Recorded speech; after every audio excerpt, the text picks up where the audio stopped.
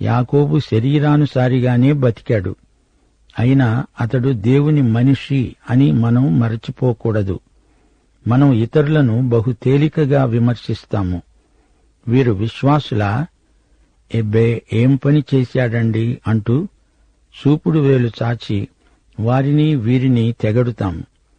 దేవుడు నిన్ను తన బిడ్డగా చూచేటప్పుడు నీవేమై ఉన్నావో ఆ సంబంధం ముఖ్యంగాని నీవు ఏమి చేశావు అనేదాన్ని బట్టి కాదు. అది అసలు రహస్యం. నిజమే, కొందరి చర్యలు చూస్తుంటే వారు దేవుని బిడ్డలేనా అని మనకు అనుమానం కలుగుతుంది.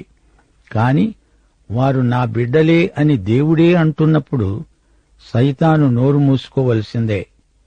ఇదే దృక్పథంతో యాకోబు జీవితాన్ని మనం సమీక్షించాలి. యాకోబు దేవునికి ప్రతినిధిగా ఈ లోకంలో తన సాక్ష్యాన్ని కాపాడుకొని ఉండాల్సింది. అందుకే దేవుడు అతని మీద కఠిన చర్య తీసుకున్నాడు.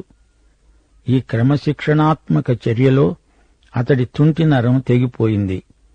హెబ్రీ పత్రిక 12వ అధ్యాయం 6వ వచనం ఇదే మాట అంటోంది. నా కుమారుడా, ప్రభువు చేసే శిక్షను తృణీకరించవద్దు. ఆయన నిన్ను గద్దించినప్పుడు విసుకవద్దు. ప్రభువు తాను ప్రేమించే వానిని శిక్షించి తాను స్వీకరించే ప్రతి కుమారుణ్ణి దండిస్తాడు. లోతును దేవుడు తన బిడ్డగా గుర్తించాడు. అతని సాక్ష్యం కూడా ఎంత చెడిపోయిందో మనకు తెలుసు. 2 పేతురు 2వ అధ్యాయం 7-8 వచనాలు. దుర్మార్గుల కామ వికారయుక్తమైన నడవడి చేత బాధపడిన నీతిమంతుడైన లోతు. ఆ నీతిమంతుడు వారి మధ్య కాపురముండి తాను చూచిన వాటిని బట్టి విన్న వాటిని బట్టి వారి అక్రమమైన క్రియల విషయంలో దినదినము నీతిగల తన మనస్సును నొప్పించుకుంటూ వచ్చాడు. లోతు సొదొమ గొమొర్రా అగ్నిని తప్పించుకొని రాగలిగాడు. గాని దేవుడతనికి అగ్ని పరీక్షలు పెట్టాడు. వీటిని తప్పించుకోవడం కుదరదు. శ్రమల బడిలో విశ్వాసులు పాఠాలు నేర్చుకుంటారు. యాకోబు చదివిన బడికి లాబాను మామ ప్రధానాచార్యుడు. ఆ విద్యాలయంలో 20 ఏండ్లు చదివి పట్టాపుచ్చుకున్నాడు. దానికోసం ఎంత కష్టించి పనిచేశాడో మనకు తెలుసు. లాబాను 10 సార్లు పాఠ్య ప్రణాళిక మార్చాడు. ప్రతిసారి యాకోబుకు ఎంతో ఇబ్బంది, ప్రయాస. ఇది అతని విద్యాభ్యాసం.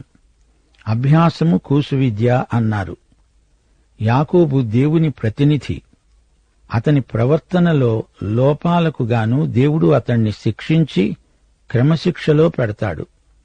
ఈ అధ్యాయానికి సంక్షిప్త వ్యాఖ్య చెప్పన యెషయా 40వ అధ్యాయం 29వ వచనం. సొమ్మసిల్లిన వారికి బలమిచ్చేవాడు ఆయనే. శక్తిహీనులకు బలాభివృద్ధి కలుగచేసేవాడు ఆయనే. యాకోబు తన త్రోవను వెళ్లుతూ ఉండగా దేవదూతలు అతనికి ఎదురు వచ్చారు. యాకోబు వారిని చూచి ఇది దేవుని సేన అని చెప్పి ఆ చోటికి మహనయీము అని పేరు పెట్టాడు. దేవుడు యాకోబు మీద తీసుకోబోయే చర్య ఇది. నేరుగా దేవుడు యాకోబును ఎదుర్కొంటున్నాడు. అతణ్ణి దెబ్బకొట్టి అయినా సరే అతని సేవను ఫలవంతం చెయ్యాలని, అతని సాక్ష్యాన్ని బలపరచాలని దేవుని ఉద్దేశ్యం. యాకోబు తన సహోదరుడైన ఏశావు నొద్దకు దూతలను పంపాడు. ఏశావు ఎదోము దేశమున అనగా శేయీరు దేశమందు కాపురమున్నాడు. దూతల ద్వారా యాకోబు కబురు పంపాడు. ఇంతవరకు నేను లాబాను మామ వద్ద నివసించాను. నాకు పశువులు, గాడిదలు, మందలు ఉన్నవి. దాసదాసీ జనము ఉన్నారు. నీ కటాక్షము నా యందు కలగాలని నా ప్రభువులైన తమరు, తమరి సేవకుణ్ణి అయిన నేను మీకు రాయబారం పంపుతున్నాను.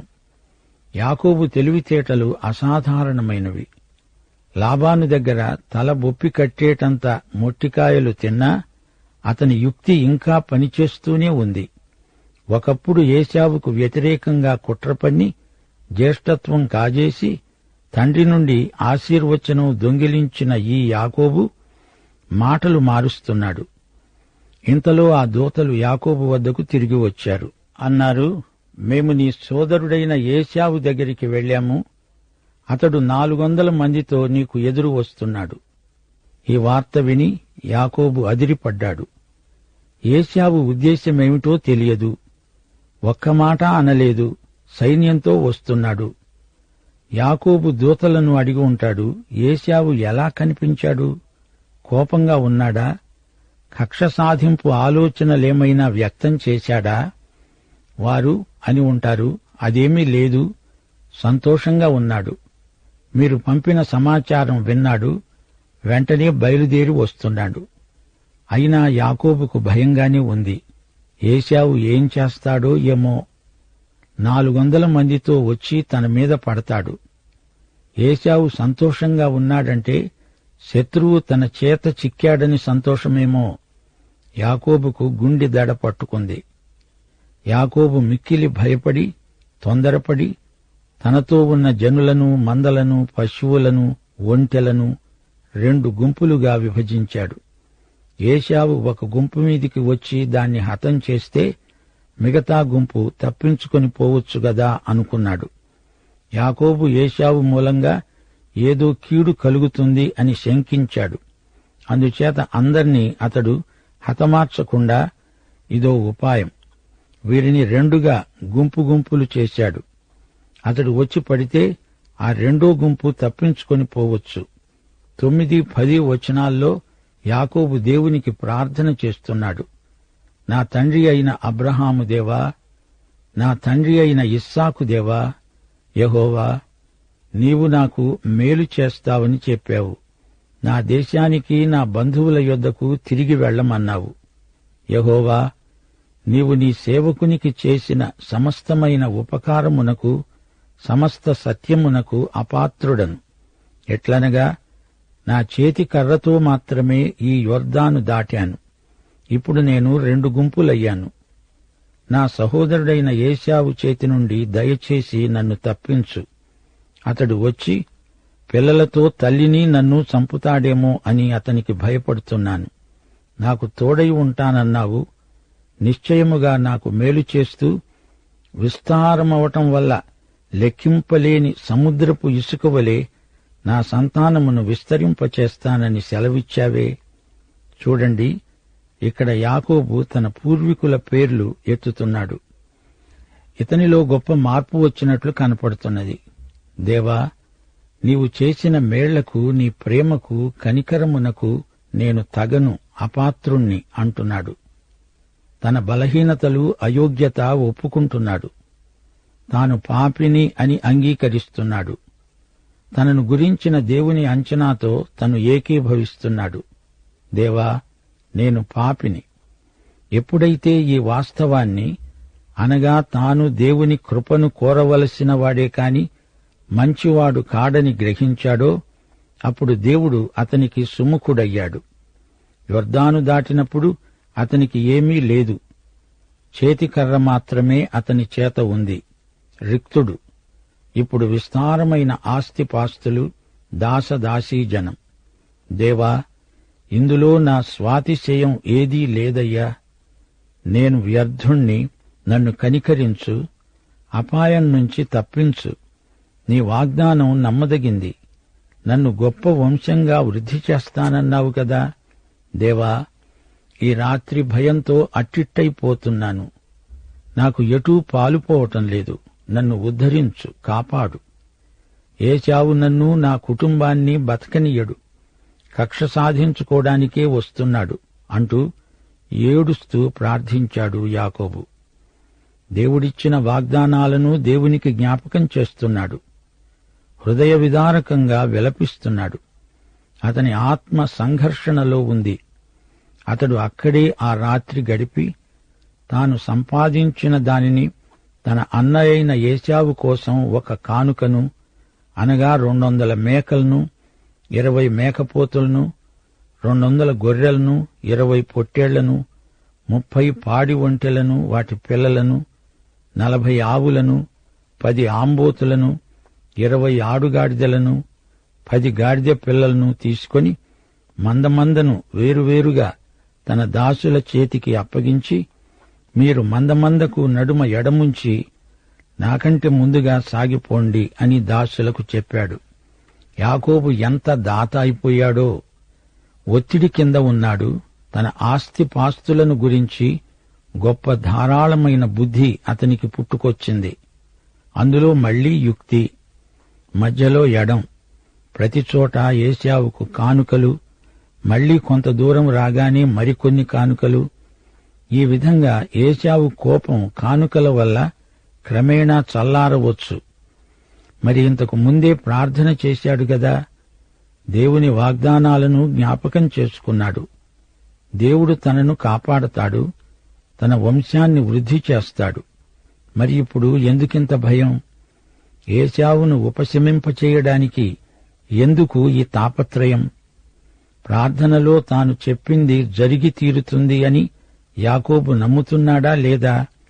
అసలు దేవుని మాటను నమ్ముతున్నాడా లేదా?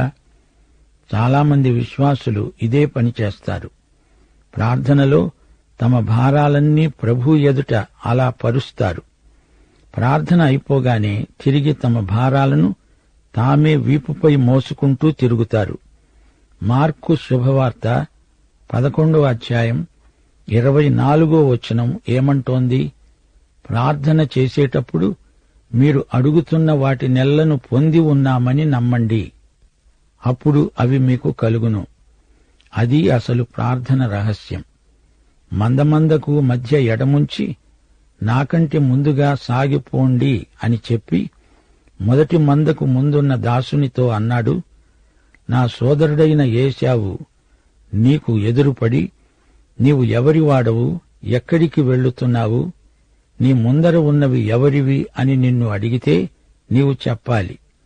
ఇవి నీ సేవకుడైన యాకోబువి, ఇది నా ప్రభు అయిన ఏశావుకు పంపబడిన కానుక. అడుగో అతడు మా వెనకే వస్తున్నాడు అని చెప్పు. నేను ముందుగా పంపే కానుక వల్ల అతణ్ణి సమాధానపరిచిన తరువాత నేను అతని ముఖం చూస్తాను.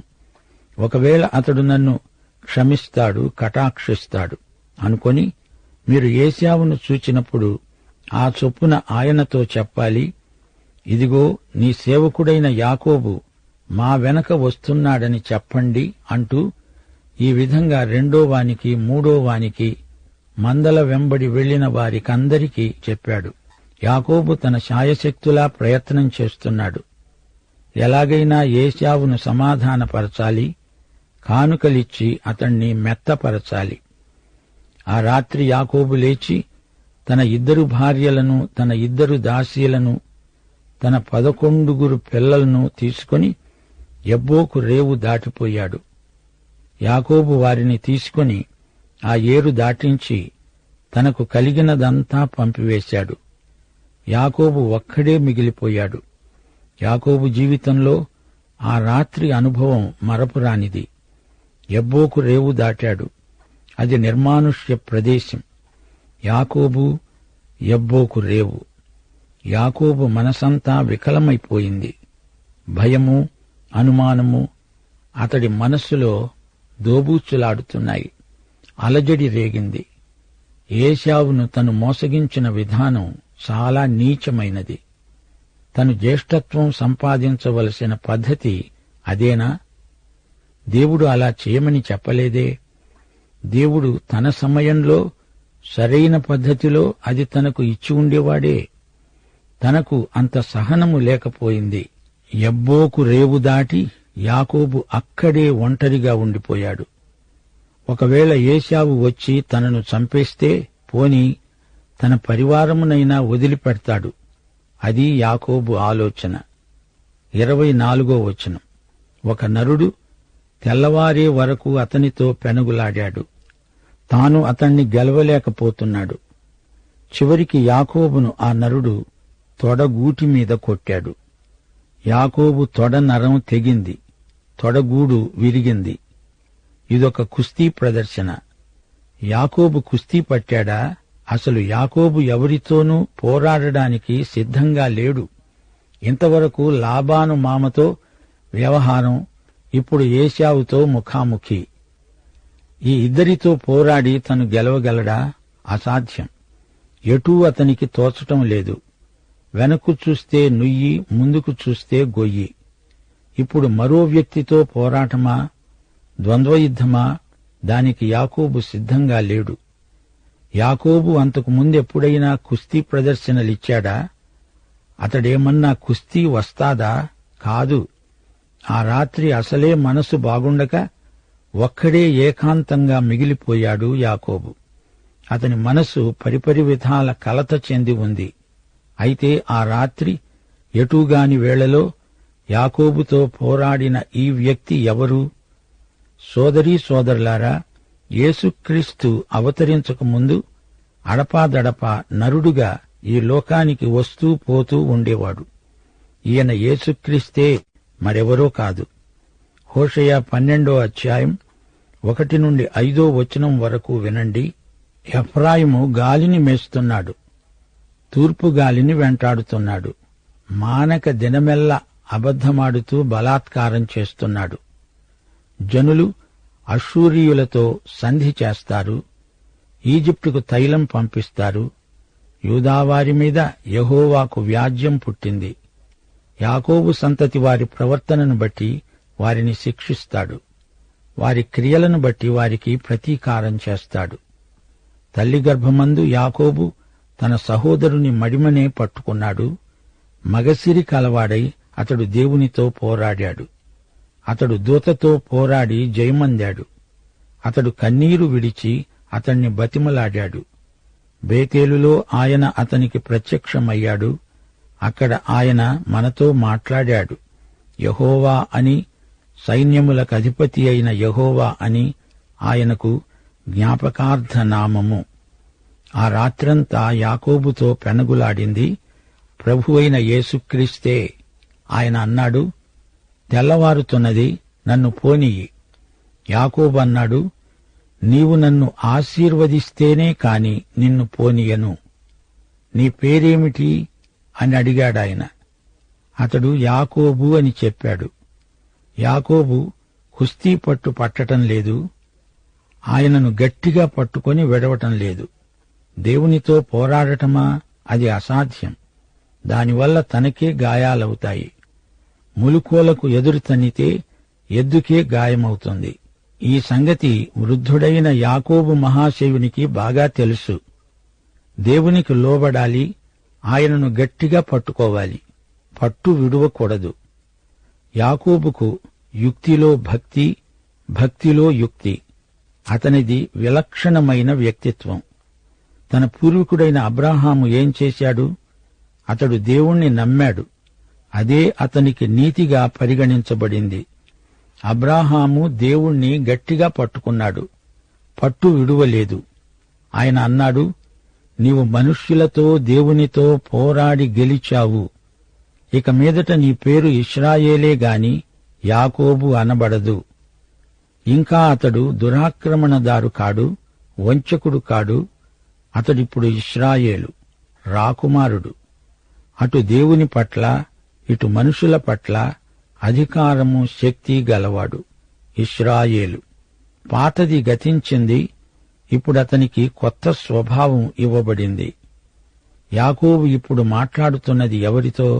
యేసుక్రీస్తుతో. ఆయన అవతారానికి పూర్వం యాకోబుతో మాట్లాడాడు. యాకోబు కనిపించాడు. అప్పుడు యాకోబు, దయచేసి నీ పేరేమిటో చెప్పు అని అడిగాడు. అందుకాయన, ఎందు నిమిత్తము నా పేరు అడిగావు అని అక్కడే అతణ్ణి ఆశీర్వదించాడు. యాకోబు అన్నాడు, నేను ముఖాముఖిగా దేవుణ్ణి చూచాను, అయినా నా ప్రాణం దక్కింది అని చెప్పి ఆ స్థలానికి పెనూయేలు అని పేరు పెట్టాడు. అతడు పెనూయేలు నుండి సాగిపోయినప్పుడు సూర్యోదయమైంది. అప్పుడతడు తొడకుంటుతూ నడిచాడు. ఆయన యాకోబు తొడమీది తుంటి నరము కొట్టినందున నేటి వరకు ఇశ్రాయేలీయులు తొడగూటి మీద ఉన్న తుంటి నరం తినరు. అది నిషిద్ధం. దేవుడు యాకోబును వశపరుచుకోవడానికి అతణ్ణి కుంటివాణ్ణి చేయవలసి వచ్చింది. యాకోబు ఒక పట్టాన అంత సులభంగా లొంగే మనిషి కాడు. దేవుడు యాకోబు చిత్తమును తోసిరాజని పూర్తిగా అతణ్ణి మరమనిషిని చెయ్యడు. యాకోబు స్వచ్ఛందంగా లొంగిపోవాలి, లేకపోతే తన వ్రేలితో అతడి తుంటి నరాన్ని తాకుతాడు. అది చాలు. యాకోబు నడుములు విరిగాయి. దేవుడు తలుచుకుంటే యాకోబు ఎంత, అతని బలమెంత! యాకోబుకు ఇప్పుడు తెలివి వచ్చింది. నన్ను వెళ్ళనియ్యి అని దేవుడంటే, కాదు, నన్ను ఆశీర్వదిస్తేనే గాని నిన్ను వెళ్ళనియ్యను అంటున్నాడు యాకోబు. దేవుణ్ణి పట్టుకొని వేలాడుతున్నాడు. నిన్ను నేను విడువను దేవా, నీవు నన్ను దీవించు వరకు అంటున్నాడు. అతని జీవితంలో సంఘర్షణ ముగిసింది. అతనిలోని అంతరంగ పురుషుడు బలపడ్డాడు. ఇప్పుడు దేవుని మీద ఆధారపడి జీవిస్తాడు. మనస్తత్వ శాస్త్రజ్ఞులు అంటూ ఉంటారు, మన నరాల పటుత్వాన్ని బట్టి కొన్ని అలవాట్లు మనలో సహజాతములైపోతాయి. అప్పుడప్పుడు పాత స్వభావం తలెత్తినా యాకోబు ఇప్పుడు నూతన సృష్టి. పాతవి గతించాయి, అన్నీ కొత్తవి అయ్యాయి. ఇప్పటి నుండి అతడు దైవజనుడు. దేవుడిప్పుడు అబ్రాహాము ఇస్సాకులకే కాదు, తన తండ్రి తాతలకే కాదు, తనకు కూడా దేవుడు. అబ్రహాము, ఇస్సాకు, యాకోబుల దేవుడు. మనమందరము అలవాట్లకు బానిసలం. అయినా దేవుడు ఈ అలవాట్లను, పొరపాట్లను సరిచేస్తాడు. ఎందుకని? మనం ఆయన బిడ్డలము గనుక. యాకోబు తల్లిదండ్రులతో ఉన్నప్పుడు, ఆ తరువాత పారిపోయి వెళ్లి హారానులో ఉన్నప్పుడు, అంతవరకు అతడు శరీరానుసారి. ఇక్కడ పెనూయేలులో, యబ్బోకు రేవులో అతని అంతఃసంఘర్షణ. ఇప్పటి నుండి ఈజిప్టుకు వెళ్లే వరకు ఆత్మ సంబంధి అయిన విశ్వాసి. యాకోబు జీవితంలో 3 విభాగాలు: ప్రకృతి సంబంధి, ఆ తరువాత సంఘర్షణలతో కూడిన శరీర సంబంధి, ఆ తరువాత ఆత్మ సంబంధి అయిన విశ్వాసి. కొత్త నిబంధనలో ఈ ఇశ్రాయేలు వంశీకుడే తార్సువాడైన సౌలు. రోమాపత్రిక 7వ అధ్యాయంలో తన సంఘర్షణను వెలిబుచ్చుతున్నాడు సౌలు. సౌలు జీవితం కూడా 3 విభాగాలు, 3 అధ్యాయాలు. మార్పు చెందక ముందు, మార్పు చెందిన తరువాత సంఘర్షణ, ఆ పిమ్మట విజయం. రోమాపత్రికలో ఇది మనం చదవగలం. 6వ అధ్యాయంలోని ప్రకృతి సంబంధి, 7వ అధ్యాయంలోని శరీర సంబంధి సంఘర్షణ, 8వ అధ్యాయంలోని ఆత్మ సంబంధి విజయం. రోమాపత్రిక 7వ అధ్యాయం 24వ వచనంలో పౌలు అంటున్నాడు, అయ్యో, నేనెంత దౌర్భాగ్యుడను! ఇట్టి మరణమునకు లోనైన శరీరము నుండి నన్ను ఎవడు విడిపిస్తాడు? ఇది అంతఃసంఘర్షణ. శరీరానుసారి అయిన విశ్వాసిలో ఇది ప్రచ్ఛన్న యుద్ధం. రోమాపత్రిక 7వ అధ్యాయం 19వ వచనం, నేను చేయగోరు మేలు చేయక చేయగోరని కీడు చేస్తున్నాను. ఇది శరీరానుసారిలో చెలరేగే సంఘర్షణ. రోమాపత్రిక 7వ అధ్యాయం 24వ వచనం, మన ప్రభు అయిన క్రీస్తు ద్వారా దేవునికి కృతజ్ఞతాస్తుతులు. సంఘర్షణ ఇప్పుడు ఒక పీడకల. మనస్సు విషయములో నేను దైవ నియమానికి, శరీర విషయములో పాప నియమానికి దాసుడను. కాని ఇప్పుడు మనలను ప్రేమించిన వాని ద్వారా నేను వీటన్నిటిలో అత్యధిక విజయము పొందుతున్నాను. రోమాపత్రిక 8వ అధ్యాయం 36వ వచనం. శరీరానుసారమైన మనస్సు దేవునికి విరోధం. శరీర స్వభావము గలవారు దేవుని సంతోషపెట్టలేరు. యాకోబు విజయ రహస్యమిదే. దేవునికి పూర్తిగా లోబడ్డాడు. దేవుడు దెబ్బ కొడితే కృపతో స్వీకరించాడు. దేవుని చిత్తానికి నీ చిత్తమును లోబరచటమే విజయం. యాకోబు పోరాటంలో గెలుపు అంటే దేవుని చిత్తానికి పూర్తిగా లొంగిపోవటం. ముగింపులో 1 కొరింథీ 10వ అధ్యాయం 11వ వచనం మీకు జ్ఞాపకం చేయగోరుతాను. ఈ సంగతులు దృష్టాంతములుగా వారికి సంభవించి యుగాంతమందున్న మనకు బుద్ధి రావాలని రాయబడినవి. ప్రార్థన చేసుకుందాం. దేవా, నీ కృప సర్వసమృద్ధము. మంటి పురుగులమైన మానవులము, మమ్ములను స్నేహితులు అంటున్నావు. మా దేవుడవు, రక్తదానమిచ్చి మా నిత్య రక్షణకు కారకుడవయ్యావు. యేసు ప్రభు, పాత నిబంధన అంతా నీవే కనబడుతున్నావు. నీకు కృతజ్ఞులం. నేటి సందేశం మా హృదయాలలో సంచలనాత్మకమైన ఒక నూతన క్రియ జరిగించున్నట్లు వాక్య ప్రకటనకు మీ దీవెనలు చేర్చి మమ్మలను ఆశీర్వదించుమని యేసుక్రీస్తు వారి శుభనామమున ప్రార్థన చేస్తున్నాము తండ్రి. ఆమేన్.